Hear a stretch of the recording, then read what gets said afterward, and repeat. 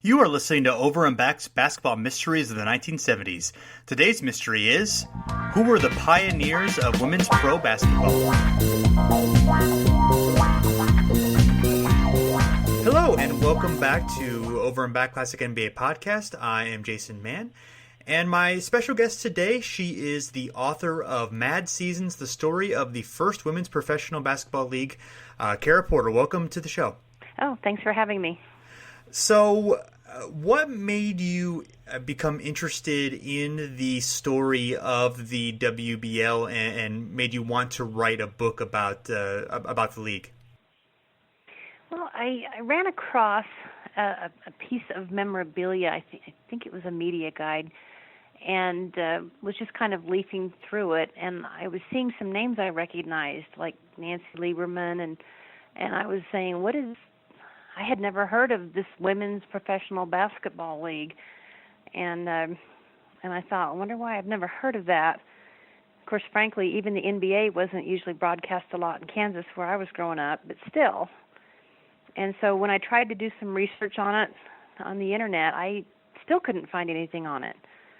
So I kind of started going from there and just thought somebody needs to write about this, and it went from being an article to being a book. Yeah, and there's so many fascinating aspects to just women's basketball in the decade itself, leading to the pro league. I mean, the women's game really grew in colleges and in high schools in the 70s after Title IX passes in 1973. I think it's easy to take for granted that high schools and college have basketball programs for women and for girls, but that certainly really wasn't the case. I mean, the first generation of WBL players coming into the league in 1978, a lot of them, really didn't come from a lot of organized programs. They really had to make it, if they were really dedicated and really cared about it, they really had to search to be able to develop their skills and to find, avenues to be able to play. Oh, absolutely. A lot of the players had maybe played for possibly a year in high school. Often it wasn't even on organized teams. If they had any college ball, sometimes they had to put together their own team, and maybe they would try to get a high school, like a sophomore, to coach the team. They would have to iron the numbers on their shirts. They didn't have any trainers. They would have to coach themselves sometimes. Here at the University of Utah, if they would play like back to back 3 games in one day, and that was it. That was the season. And so really a lot of them didn't have anything like what we would expect today, where you'd have girls at young ages playing, and certainly by junior high and then in high school and very sophisticated college programs. It's night and day. A really important moment for the development of women's basketball in the United States is, with the growth of the college game, there is women's basketball at the 1976 Olympics, making its debut in Montreal, and some great talent with the U.S. team that year. Lucia Harris of Delta State, who was a tremendous college player.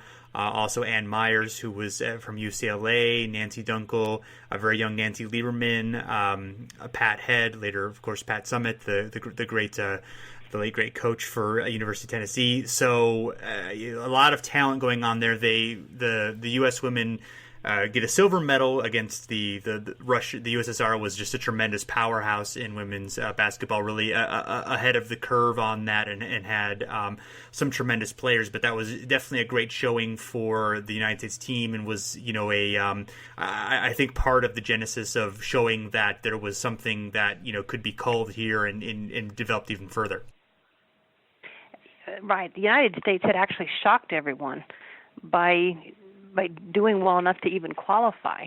When they actually showed up at the training facility, that they had made it to the Olympics, they weren't even ready for them. Nobody expected them to do anything at that point. And then getting the silver was fantastic. I mean, everybody knew that there was only one possibility for the gold. I mean, the star of the Russian team, I believe, did not lose a game for 17 years. And she was just there's never been anything before or after like her. But the 76 team did well. It was kind of, if you look at the team photo for that year, it's kind of a who's who in women's basketball at the time. And a lot of people, I mean, everyone I knew watched the Olympics especially back then. Remember, there wasn't a lot of alternative programming. And so people were glued to the Olympics back then. And here we had the first time ever that women played basketball in 1976, and then they did well. It was everything that anyone could have hoped for. And one of the early stars of women's basketball during the 70s was Karen Logan, who had been a college star at Utah State, who had become nationally known. She on national TV, she actually beat Jerry West in a game of horse.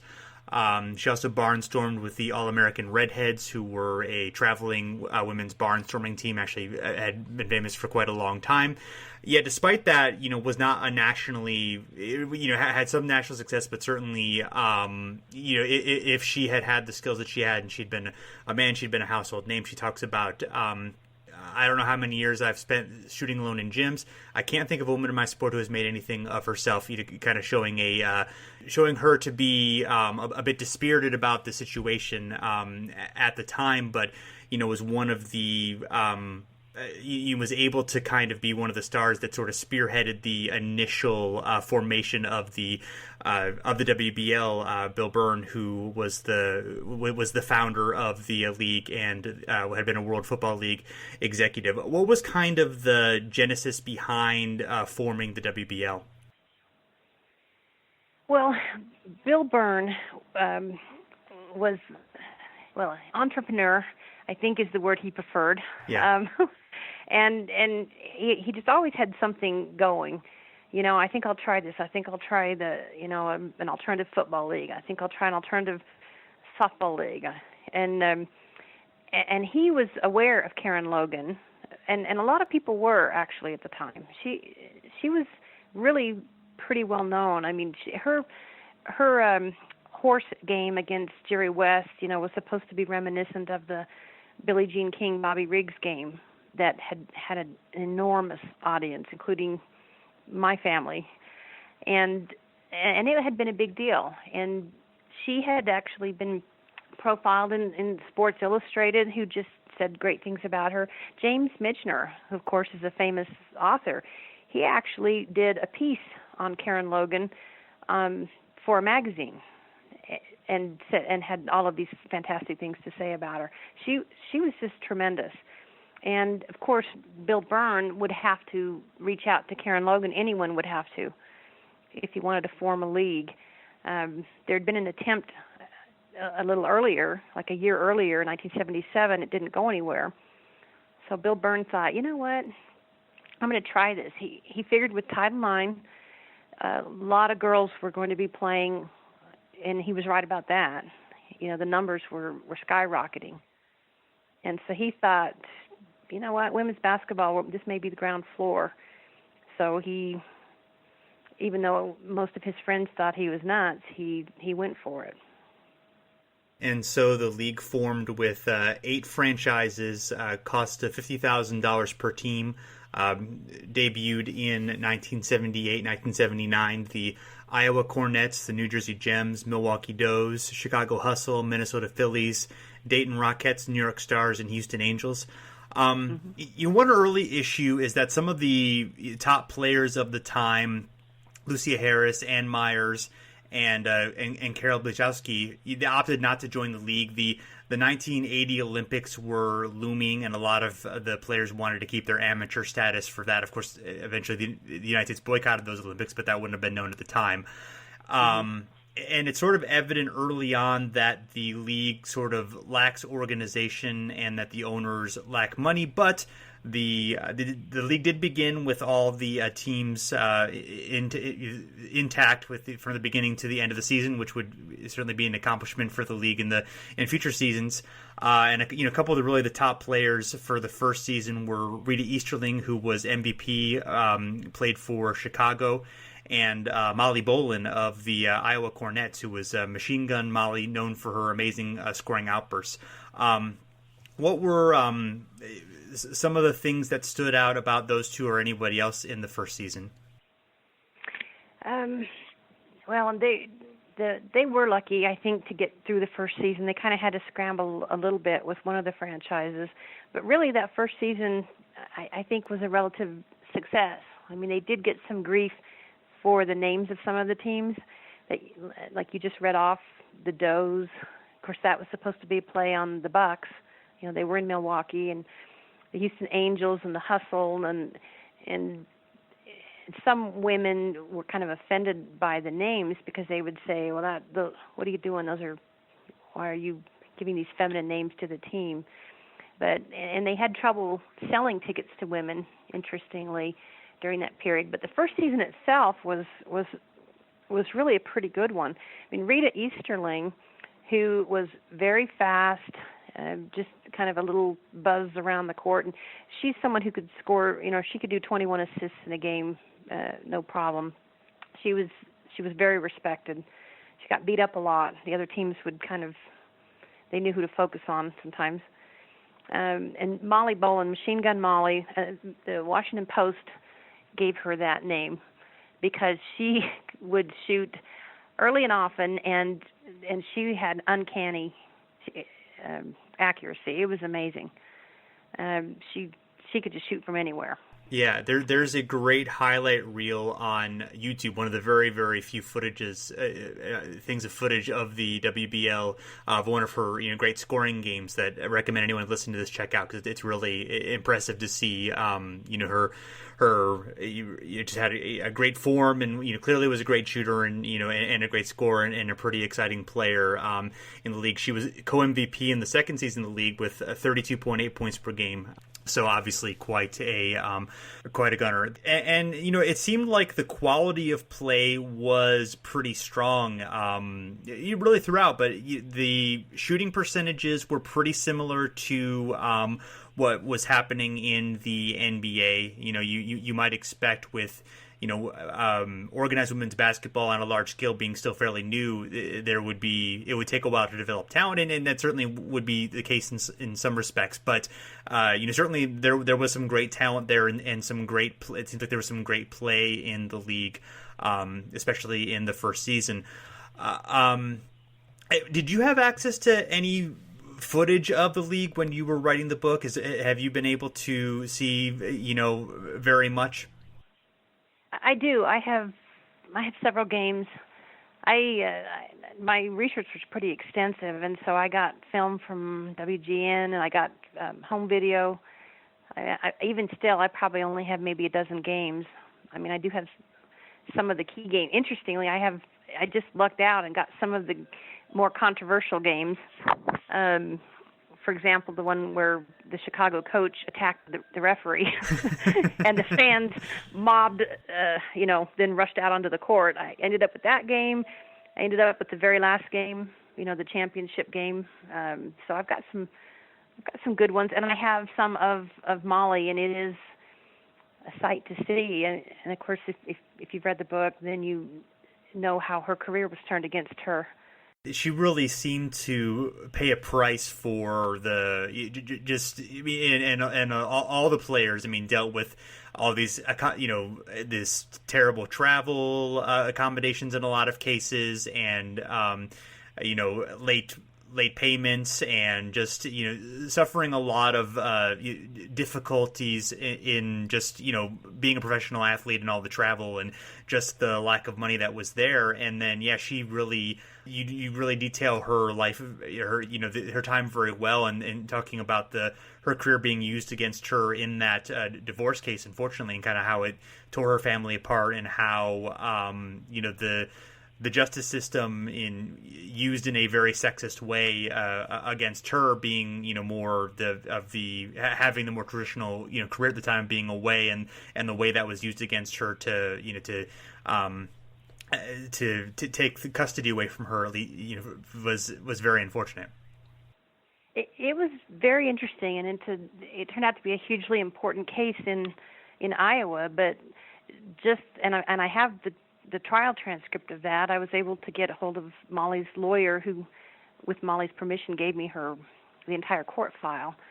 And it was just fascinating because the exhibits were things like their media guides, etc. And here's the lawyer. This is a year after it's all over. Here's the lawyer cross-examining her about her road games. And if it had been an NBA player who had road games, nobody would even have thought anything. And here they were using that to take custody from her, that she'd had to go to road games in her job. It was really interesting, and she did ultimately, prevail in that, but it was a pretty painful experience. Yeah, absolutely. So one thing that you do a really good job detailing in the book, and it's such a great book and such great research obviously went into it, but one thing is the sexism in the media coverage of the time, of just you detail so many examples of articles of, there's a sporting news column where, are you uneasy with women's sports? I am. There's this the whole idea of controversy over male reporters being in the women's locker room, and the difficulties involved in that, and just the writing, columns being written about men, the male columnists writing about being titillated by the idea of going into women's locker room, and just the really gross types of things being written about the league, and not just the lack of seriousness that it's being taken. I mean, that's offensive enough, but just the idea of that these women are just here to be looked at and offer nothing else. Just that attitude that was so prevalent in that coverage is really it probably shouldn't have shocked me, but it definitely just the blatant nature of it really did kind of shock me. Yeah, it's a bit shocking in that the kinds of things that were written about the women and the concept of women in sports generally would really be surprising if we saw them today. One interesting thing that Karen Logan told me was, she said, you do have to take into account what the times were in the 70s. It's why it didn't really bother her as much as it should have when she was helping put together the very first team. And with her assistants, they were looking for attractive players, and they were looking for players that had certain features, and several teams had certain color ratios that they were expected to follow, and the media people, I think they were actually often were trying to be supportive. But I don't think they even realized what it sounded like to say, "Hey, some of these players weren't bad looking." Right. What message is that? What message is that sending?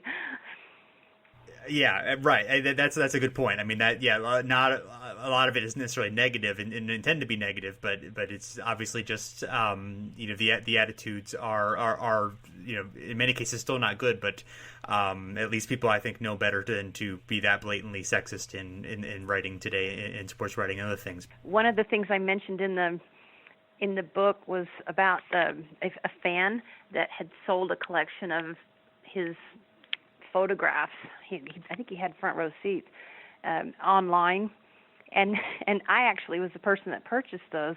And when I got them, they had some great photos in there, but a huge percentage of them were of the posteriors of some of the players, and I just way too many to be coincidental. Sure. And I thought, well, okay. Yeah. Yeah, that's that. Wow.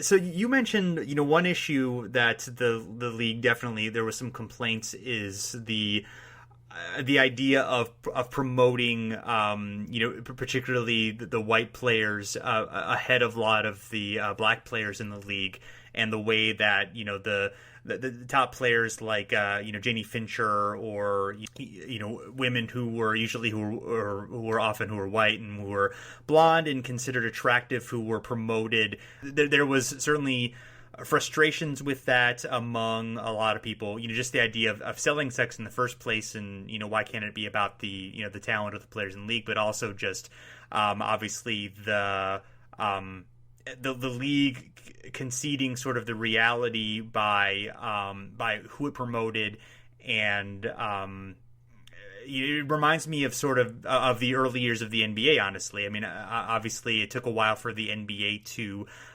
fully integrate with black players, and as it became a majority black league, there was a lot of angst over whether that would turn off white audiences, and I'm sure that there were similar concerns in the WBL. I think I know that's true. I ended up talking to, I think, probably 100 players or coaches or owners, and the league, for example, if they wanted to do a promotion, their first call was going to be to somebody like the Young twins, for example, Kay Young, who later actually married Bill Cowher, the Pittsburgh Steelers coach, and her twin sister Faye Young, and people wanted them. Promotional appearances wanted them. They were attractive and young and blonde, and even to the point where they would expect them to miss practice to just go do all these things. And they kind of were like, look, we want to help the team, but we really want to practice. And Janie, of course, Janie Fincher, but in the Chicago papers, she was so well known that they only used the word Janie in most of their headlines. Janie scores 52, or Janie traded, that kind of thing. So she was extremely well known in Chicago, and she had her own poster. Molly Bolin, of course, Machine Gun Molly had her own poster, which was also used against her in her divorce trial as some kind of, lack of wholesomeness or something. And there were very few African American players, for example, who ever had any promotional opportunities. So looking at the next season in 1980, a big star who joins the league is Ann Meyers, who was the first player to be part of the U.S. national team while still in high school, the first woman to sign a four-year athletic scholarship for college at UCLA, and also the only woman to sign a contract with an NBA team. She had signed a contract with the Pacers and had a tryout.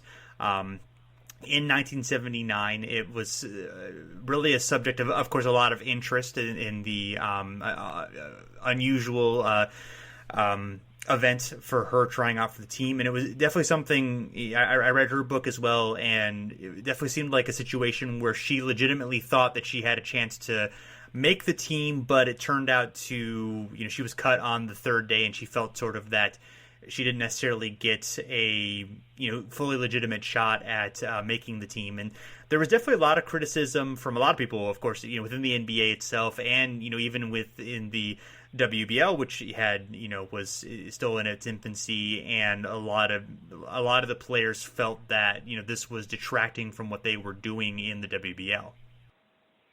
It was extremely controversial, and I guess it was one time that the men's sport and the women's sport kind of seemed to agree because they were all freaking out about it. One thing that Ann Meyers told me was basically who wouldn't? If you're given that shot and there was some guaranteed money with it, who wouldn't do it? And I actually, when I spoke with a lot of the WBL players when I was researching the book, a lot of them said, they probably would feel different now than they did at the time. But at the time, there was a very clear split. A number of them thought, what's this thing about women's basketball that you're choosing the NBA? What you're betraying your gender, et cetera. And then there were others who were like, she's going to make more money doing that. And it was extremely controversial. And, of course, people were all, it's a publicity stunt. It's, it was, but it certainly got a lot of coverage. And then when she got cut and she was going to move into the WBL, she already had built-in publicity. Yeah, and of course she'd been, a fairly big, had gotten a lot of attention at, UCLA, of course, which had famously had a great men's program and certainly would have been one of the more high-profile women's programs at the time. Also had a National 7-Up commercial with Magic Johnson and had done some national TV appearances with ABC Superstars as well, where a lot of women athletes at the time were able to be featured, that necessarily didn't have the most large prominent sports, but that was sort of a platform for athletes of all different types of sports to be able to, showcase themselves. And that was, important for her fame and for helping get some attention for the league as well. It was. I mean, I think anybody with a passing knowledge of sports, I think, knew who Ann Meyers was, even if they didn't watch basketball. And if they watched basketball after she got on there, they would have seen two things. One, they would have seen tremendous skill. I mean, she had 4 triple-doubles, I believe, in the season that she played. And things were a little harder then. I mean, they didn't have the moved in, 3-point line. They were using the same one as the men and all that. So she was terrific. They would also see her getting mugged a lot because she was always the best player on the team, and so maybe you'd team her, quadruple team her, But because they had to, she was a terrific player. Yeah, and looking at her stats for 1980, the season only season she played, she was co-MVP that year with Molly Bolin. She had 22.2 points per game, 10.3 rebounds, 5.9 assists, and 4.9 steals. So very versatile in terms of her production. But she did not play the 1981 season after there were issues with her not being paid by the team. And that was really a common complaint among a lot of the players. I think you wrote that more than half of the players experienced late or no paychecks in the league. And the 1980 season, there was a very large expansion, like almost, I think was it 12 teams to 18 teams, or it was a very large expansion that did seem, a pretty unwise thing to do, to try, that like moving really, really fast when you're just trying to get a foothold in, in the consciousness. Yeah, the expansion was too early and too much, and one problem was that there wasn't necessarily as good a screening of potential team owners as there should have been in some instances. And in some instances there were, I've seen, for example, the prospectuses that were put together for the, franchises, and I'd look at them and I'd go, that was pretty optimistic in terms of what you expected to sell, in terms of, memorabilia, or, getting 3,000 people per game that early. So it just led to some more problems, and franchises would fold, and that would create problems. People weren't getting paid. Sometimes the players would get maybe one meal a day. That's all they could afford, and maybe their parents would send food, and they would share, and it was, and then of course these women that weren't earning a lot, they thought that Ann Meyers and Nancy Lieberman and some of these others were getting these huge salaries, and then they thought they weren't getting paid, which they really weren't, and so it just raised all sorts of issues. Yeah, I mean, obviously creating, lack of morale, and certainly, some jealousy and all that, and that really reared its ugly head, especially in the third season. The Minnesota Fillies get a lot of attention in March 21st, 1981. A protest by 8 players and their coach prior to a game in Chicago. They walk off the court just before tip-off, refuse to return, and they forfeit the game, and then the WBL commissioner suspended them indefinitely, and they finish out the season using replacement players, and that's sort of seen as as almost a point of no return for the league, where it was something that they couldn't come back from, although, at that point the finances were probably so bad that it's hard to believe they were coming back from that anyway. Yeah, there's some controversy as to whether that killed WBL, which is what the commissioner says, or whether it was just a sign of what was going to happen anyway. I mean, it's a stark scene to think about those players sitting in that van, and they've been barricaded into the parking lot. It's a stalemate, and the commissioner's on the bus trying to get them to come back in and play. I mean, it's just kind of a bad thing. They're in New England. The New England Gulls had kind of refused to play earlier until they were just given the gate receipts, which were not very much, and then they had to pay the refs themselves. So there'd been some problems. The California Dreams had an incident where they didn't have return tickets. They were on a road game, and they realized that they had not been given return tickets, and one of the players' parents actually bought them all return tickets. She didn't even know it at the time. And so there were just a lot of financial problems. One problem, though, is they actually did have some potential sources of funds. Like I mentioned, Marshall Geller, who was behind the San Francisco team, and I've documented this. His group had the funds, and they really were going to give the first $1 million contract. You know, the instant the 1980 Olympics, they were going to fly there to Russia, and as soon as it was over, and the women didn't have to have their amateur status anymore, he was going to present $1 million check, and they had the funds. I mean, I've seen the documentation. So they had some, but they just couldn't. I mean, the Olympics are canceled, and even Nancy Lieberman, who was the most amazing thing ever, even she couldn't save a league in that kind of situation. Yeah. Well, what made her such an outstanding all-around player?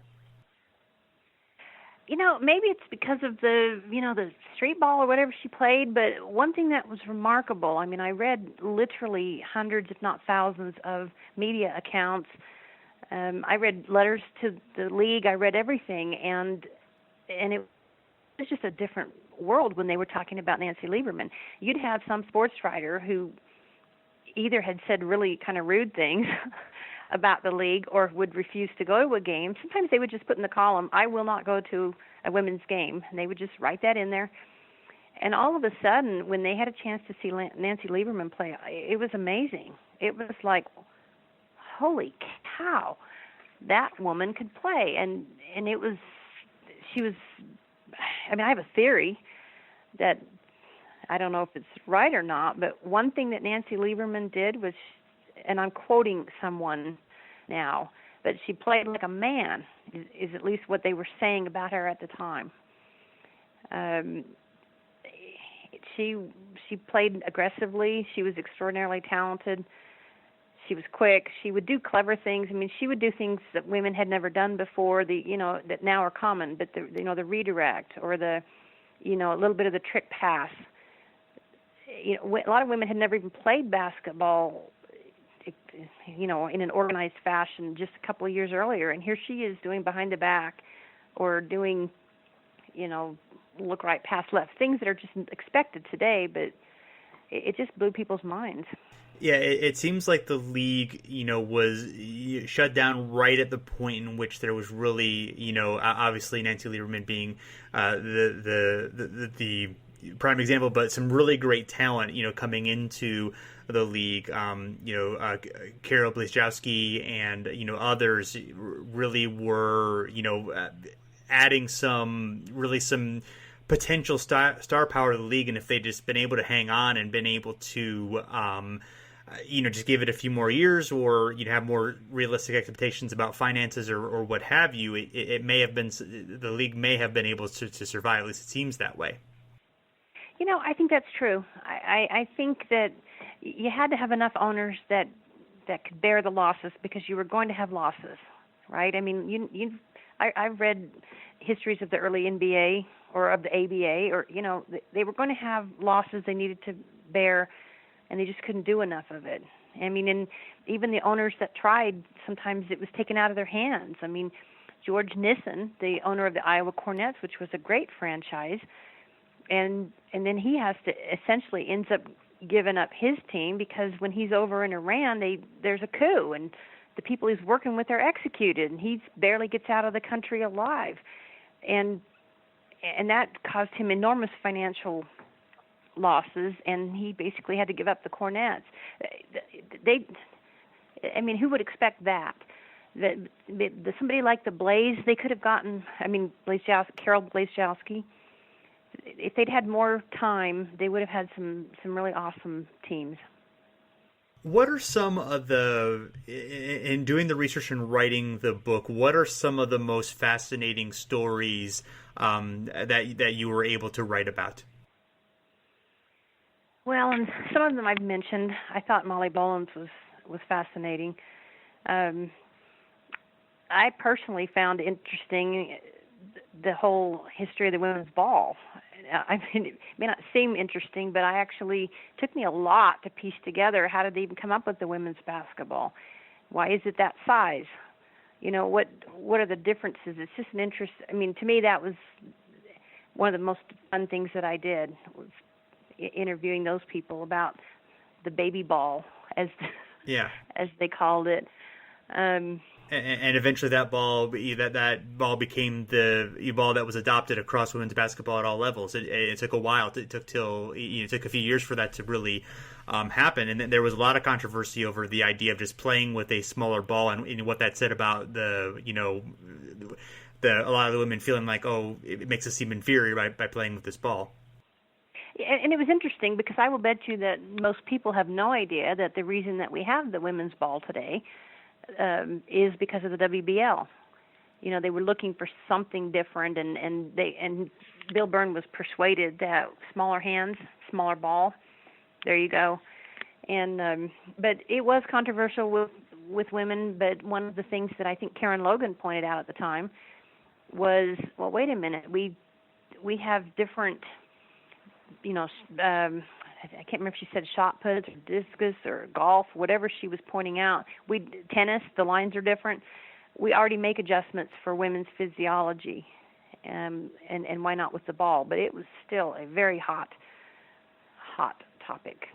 Yeah, and of course, one of the saddest stories is that you write about the murder of Connie Kunzman and the tragedy of the end of her life, and how that, of course, casts a pall on all the players in the league who know her, and the sadness of it being quite a bit of time before her whereabouts are actually discovered, and they can confirm that.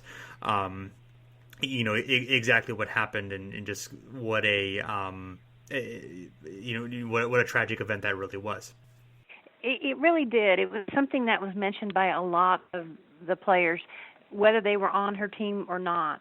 She was one of the few players that actually played all 3 years.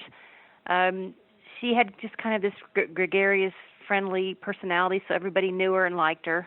She was very popular, very enthusiastic, and all that. And so for her to first disappear and then have the individual confess, but for them not to be able to find the body, that actually was very interesting to me too, because her family, of course, was so desperate. They hired a psychic, to try to help them find her body.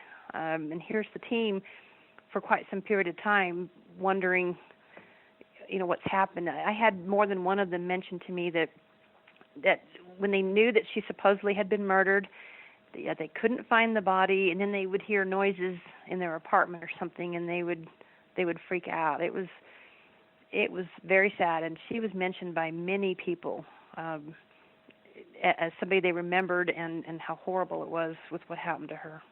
A couple of the interesting anecdotes that you write about that are that I think are interesting is one is Nancy Welling being traded 30 minutes before a game from the from Iowa to Minnesota. How that just one of those great probably only in the, usually when we talk about the ABA we say that's only in the ABA, but in this case only in the WBL. But that's a great it can only happen then kind of thing. Right, I do remember that. They go to the other locker room. So. And so there she was.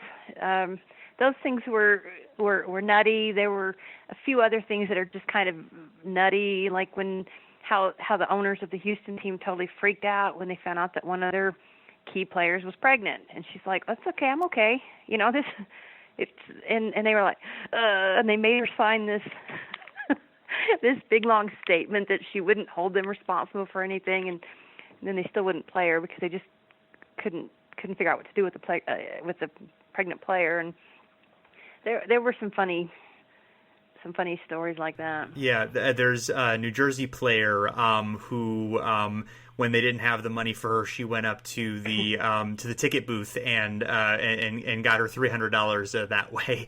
That's a pretty good story as well. Yeah, she just stood there with her palm out and just took the money from the people. And then there was another where there was a preseason game, and the team from New Orleans refused to come, and so the home team I believe they just called the New England players, the New Jersey players down, and they just had them. I don't know how they got them, but they just had them put on some other kind of uniforms. Probably, I'm guessing home or away. I can't remember now. Anyway, and they would just introduce them as if they were really the players from the New Orleans Pride. Yes. So here's this very short Caucasian woman being introduced as a very large African American woman, and it was pretty funny. Yeah. So, what do you see as the WBL's ultimate legacy? I think it's a couple of things. A lot of the women who played in the WBL went on to have significant influence in basketball. They went on to coach. One player went on to become president of the WNBA, Donna Giles, who was later Donna Orender. And so they learned a lot, I think, from those lessons. Interestingly, I have been called by owners or potential investors in the WNBA just to kind of sort of pick my brain a little bit about maybe what some of the other owners would have done differently now. And like there's the debate. Do you go with the small venue that maybe seems less big time, or do you go with the glamorous venue? So I've actually had calls from those types of individuals, and there are people who, of course, still remember the game. And more important, but a few years ago, I started hearing from people whose parents, whose mothers played in the WBL, and they are so proud of that. Some football players, basketball players. It's really fun to be watching TV and have somebody, be watching a football game or a basketball game, and have them talking about a player and then saying, well, of course, his mother was a fantastic basketball player. This is the first generation we're getting that. And that's obviously, it's really great that there are, quite a few of the WBL players were able to have, important roles in the WNBA and how that was able to spread the legacy. Maybe even if the exploits of the WBL itself aren't really that well known, just the fact that, it was able to at least accomplish that, even if, it didn't work out very well as a pro league. That's certainly something that is quite obviously a positive influence. I think so. They learned.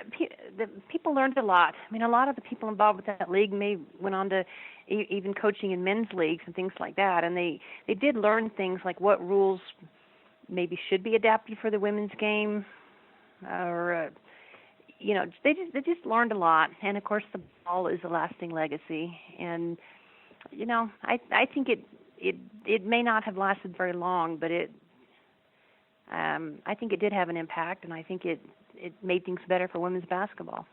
One thing I forgot to ask about, but I'll have to ask about before we go, the California Dreams players being sent to charm school. Could you tell that story? Oh, yes. They were sent to the charm school. I think it was called John Robert Power School of Charm, and they learned how to set a table, and they learned how to walk with the appropriate posture and balance, and they learned how to put makeup on. And the owner was roundly criticized by that. It was a blistering cartoon in Ms. Magazine, for example. And, the owner says, hey, I was just trying to give them a little bit of training, like you get right now, Olympic athletes actually get media training, to learn how to interact. He says, I was just trying to do some of that, but he gets a lot of grief for that. Yeah. Well, it's definitely something that's, straight out of a league of their own, so it just reminded me of that very much. But that's just obviously another illustration of just the attitudes of the time, and it just kind of the ridiculous things that these athletes had to go through to be pioneers, and just the sacrifices they were able to make to really help develop the game and to pass it on to the next generation. Yeah, it wouldn't happen today, I don't think. Yeah, I don't think so either. So, is there anything else you'd like to bring up before we go? No, I I just really appreciate the opportunity to talk about the WBL. It doesn't get its due, and so I've appreciated this opportunity. Well, you're very welcome, and thank you so much for being on the program. And for listeners, definitely highly recommend checking out Mad Seasons, the story of the first women's professional basketball league. And Karra, thank you again so much for your time. And everyone, of course, thanks for checking us out. You can find us on iTunes or Stitcher or wherever you listen to your podcast. You can also find us on Twitter and Facebook at Over and Back NBA. So thanks again for listening, and we're back again soon.